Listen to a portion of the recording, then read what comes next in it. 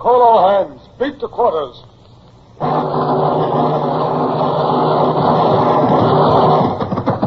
Now out the guns. Stand by the starboard battery. One broadside into it, if you please, Captain Bush. Pointers on target. Linstock's ready. Aye, sir. Ready. Fire!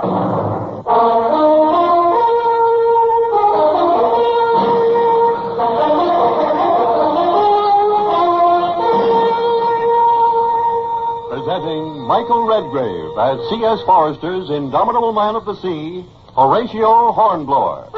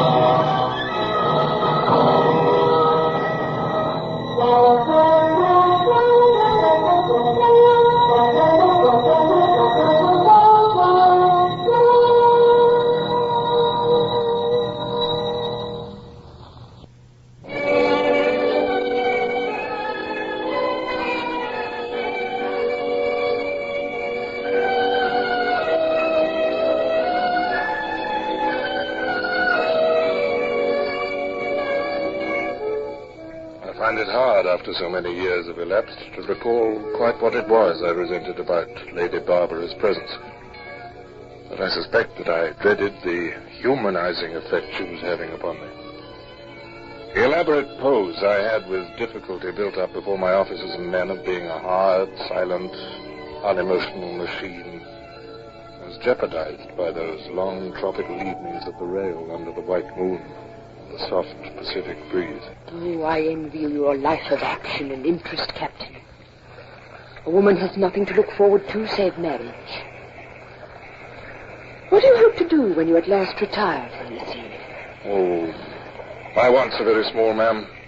A few acres, a cottage, a few shelves of books. If I can scrape together £2,000 in prize money before I retire, I shall be well content. You have no children? None. No. Oh, I'm sorry. Oh, no, please. Please don't apologize. I should like to tell you, ma'am, my son and daughter died in their mother's arms in a South Sea lodging house. Yes, the smallpox was rife that year. Oh. But you will not remain childless, Captain. I felt mean and disloyal because the vision of my wife, Maria, rose before my eyes. Maria, short and tubby with a tendency to spots.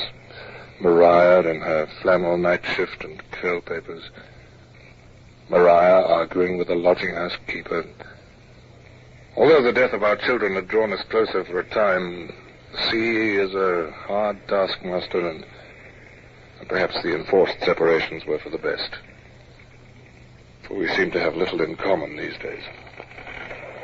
I fear I have been impertinent. Oh, no, not at all, ma'am. No, it's a relief to speak of such things to somebody who understands. But it's late, ma'am. The night air's cool. I fear you may take a chill.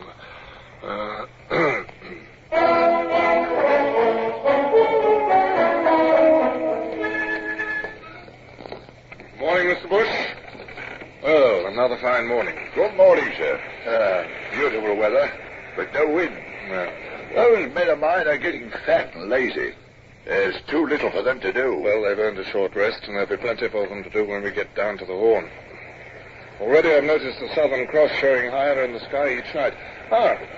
Good morning, Lady Barbara. Good morning, Captain. Well, I trust you've slept well. Like a child, thank you. Good. What are those men watching on the lee side there?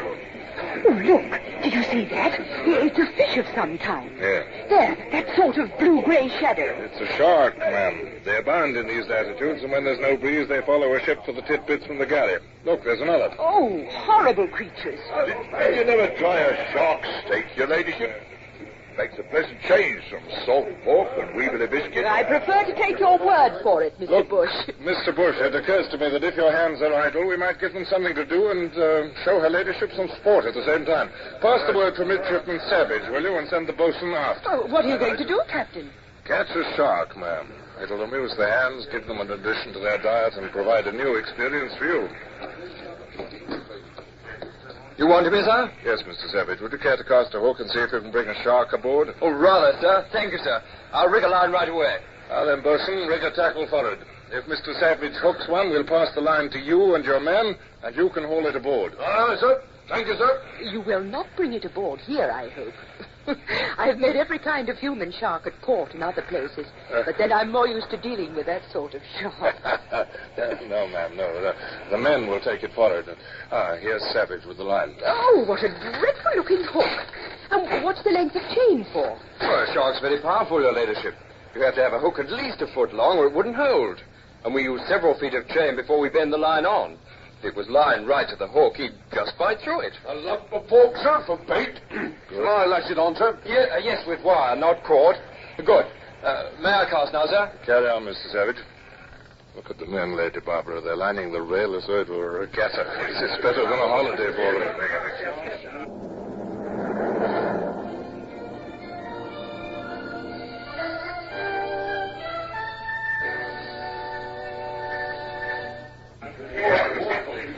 Stand from under!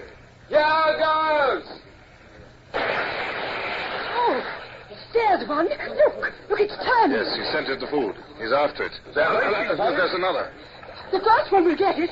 Heavens, the speed of it. He's there. Over he goes. Snap! Come, Mr. Bush, a hand on the line. This beauty's a big one. Edge him along, Mr. Savage. Not too violently, or he'll run for it and take us with him.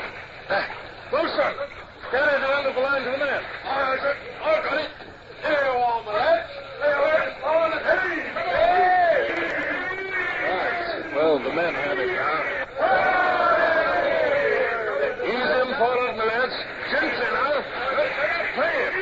He's a big chap. Now you can see him, Lady Barbara. He's right abreast of us. Pleasant fellow, isn't he? Look at him fighting. Oh, it's a monster. He'll escape, Captain. Look at the way he darts sideways and twists. He must escape. Not he. Lead your line to the tackle there. Stand by to heave him aboard. But he's dead. See, he's floating on the surface. He ain't dead, begging ladyship's pardon. Cunning, Sharks is. He's only plain dead. He'll show plenty of life in a minute. Yes, you'll be amazed at the way a shark hangs on to life, ma'am. I've seen one still alive after hanging from a deck tackle for, 12 hours. Aye, sir. One ship I was on, we took the inside right out of one and threw the carcass back in the sea. And swope me if it didn't flop on top of the water until its mates got it. Oh. Get forward, Bosun, and listen. I'll have none of your butcher's tricks with that creature. It'll be dispatched quickly. Aye, sir. Look, I'm not a sentimental fool, Captain, as you know, but I do dislike wanton cruelty. Yes, ma'am. Oh, why are seamen so savage with sharks? Well, sharks are seaman's natural enemy, you see, ma'am. They're terrible monsters. Most seamen have seen or heard of what sharks will do to a man, and I suppose they've got a kind of muddled idea of, revenge in their heads. But I'll have none of it on my ship. Ready at the tackles there. Now, heave away. He's alive enough now. Here he comes up out of the water now. Oh, he is a big brute. Look at those jaws. Hear them snap. Oh, I've never seen a shark so closely before.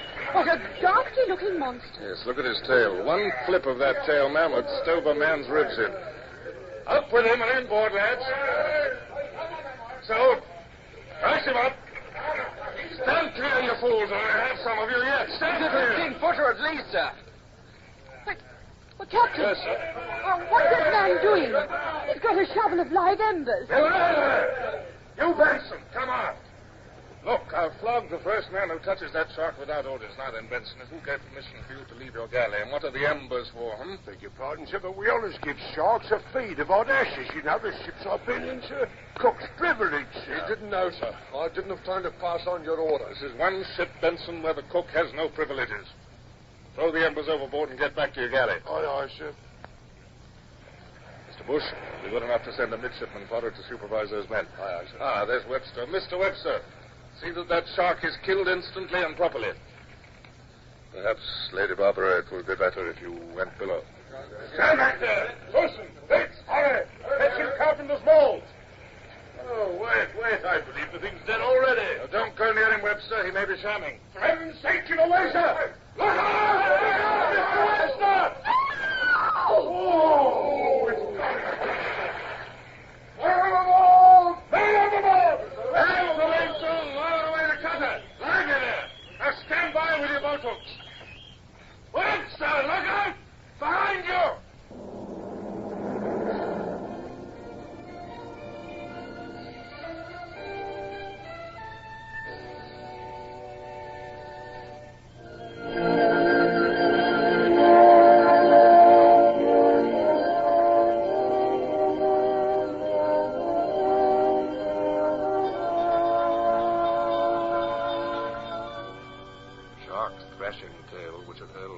Overboard might have injured him so that he was unable to swim. With other sharks in the vicinity, it was imperative to get aid to him quickly. Oh, look! Look, there are more sharks coming. My God, he'll sink. Lively with that cutter. Take your cane to him, Harris. The cutter will be too late. I'm going in, sir. Oh. Now, Mr. Savage, don't be a fool. I forbid it. I'm sorry, sir. He's my friend. Oh, they'll both be torn to pieces. No, not if Savage can splash about enough. He'll hold them up till the cutter comes. Sharks are cowards. Hey, it's Webster. They've got him. No, Savage is there. Cutter's away, sir. Good. Pull! Blast your pull! Savage is holding him up. He's unconscious. My word, look at those ugly brutes. Sergeant, get your Marines to fire their muskets into the sea around those men. But for heaven's sake, use only your best marksmen. All right, sir. If he can hold on for another minute, the cutter will be there. That's better. They're shearing off. Oh, lovely shot. They've hit one. And there's the cutter. They're saved.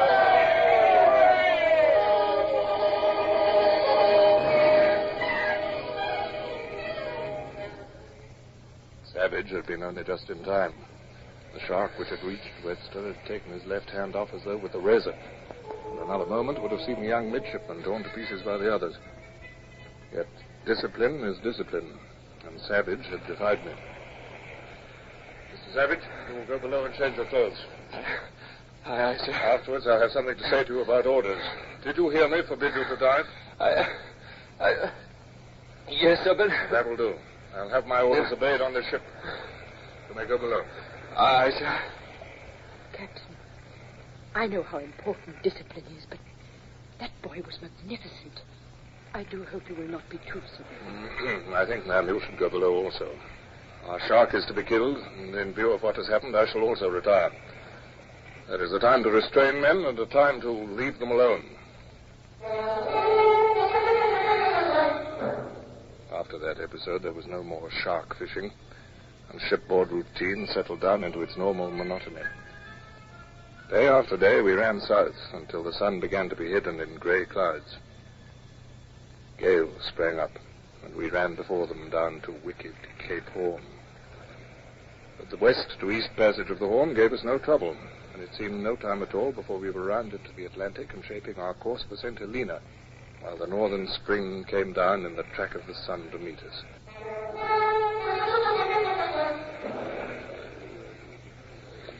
Stow away at those decks, me hearties. They're not like snow before we sight St. Helena. I'll have the skin off your backs.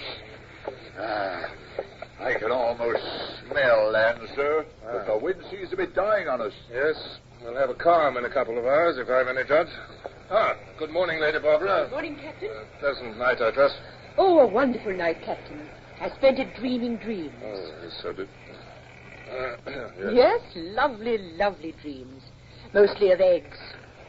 Eggs? Uh-huh. Fried eggs and buttered eggs. Oh. And slices of white bread and spread thick with butter.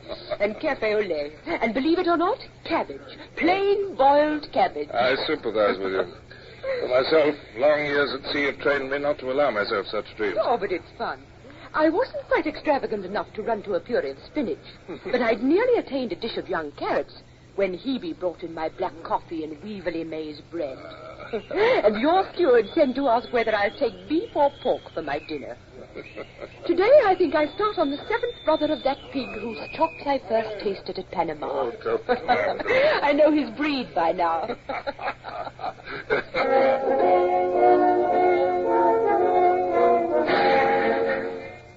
Lady Barbara's healthy craving for food had the effect of banishing my tormenting passion, at least for that day.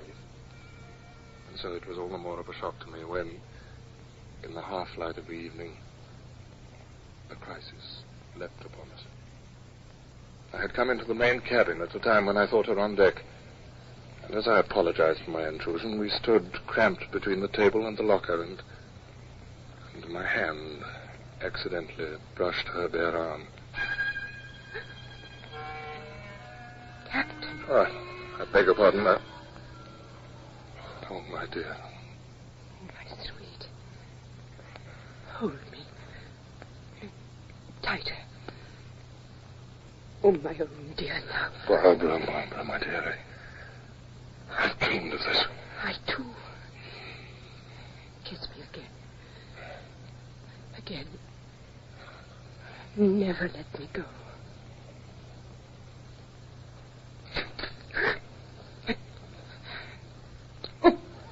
What is it, Hebe?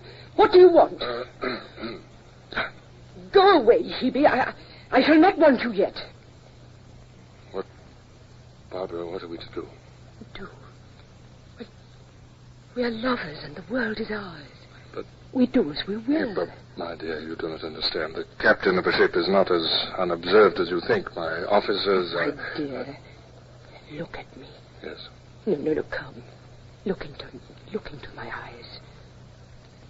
Do you not love me? I love you with my heart and soul. Well, then what is troubling you? Tell me, my love. Barbara, I am a married man. I know that. Will you allow that to interfere with us? It's not only that. No, do not worry about Hebe. She is safe. She worships me. Nor would she dare to be indiscreet. Barbara, my darling, I cannot. Oh. Please have the kindness, Captain, to open that door for me. Oh, my God.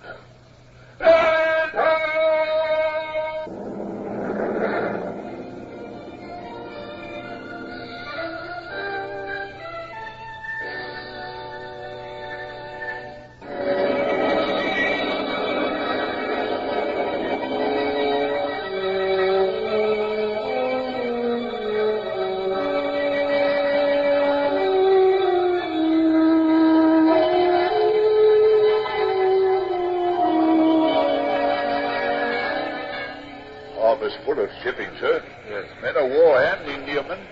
Must be the rendezvous for the homeward bound convoy, sir. Pass the word to Mr. Marsh. There will be salutes to be fired.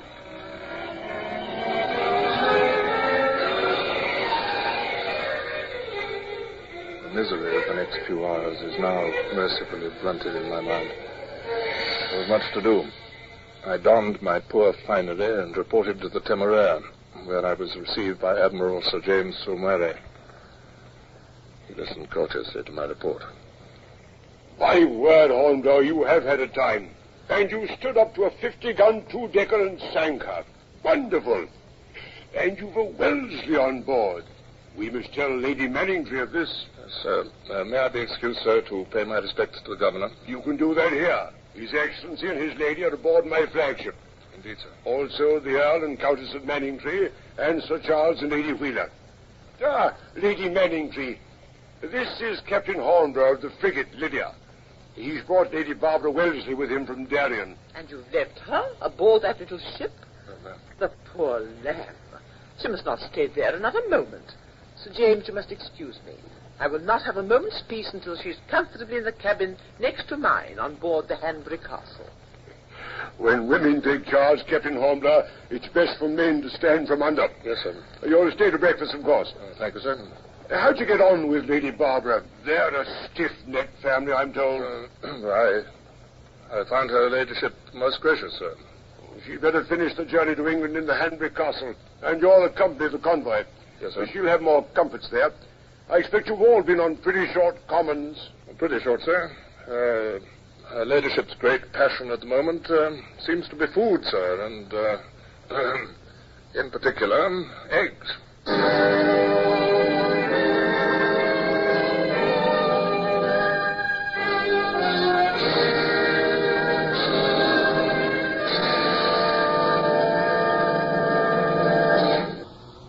Horatio Hornblower, starring Michael Redgrave, is based on the novels by C.S. Forrester. Music composed and conducted by Sidney Torch. Produced by Harry Allen Towers.